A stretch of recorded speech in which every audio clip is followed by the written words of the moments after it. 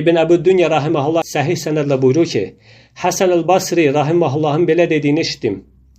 Qul üçün ölümün ən şiddətli halı ruhun körpücük sümüyünə çatmasıdır. Məhz həmən an izdırab hiss edər və ruhu yuxarı çıxar. Həsən el-Basri rahiməhullah bunu dedikdən sonra ağlamağa başladı. Bil ki, insan həyata dair ümid bəslədikcə dünyadan arzuları kəsməz.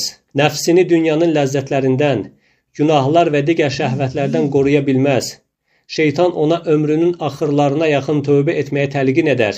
Öləcəyindən əmin olub, həyatdan ümidini kəsdikdə və dünya arzularının sərxoşluğundan ayıldıqda artıq özünü həlak edəcək şəkildə peşmançılıq hiss edər. Tövbə etmək və salih əməllər işləmək üçün dünyaya təkrar dönmək istəyər. Ancaq onun bu istəyi cavabsız qalar. Odur ki, Allah Əzzə və Cəllə ölüm gəlməmişdən qabaq tövbə və salih əməllərə yönəlmələrini qullarına əmr edərək buyurmuşdur ki, əzab sizə özünüzlə hiss etmədən, qəfil gəlməmişdən əvvəl Rəbbinizdən sizə nazil edilən ən gözəl sözə tabi olun.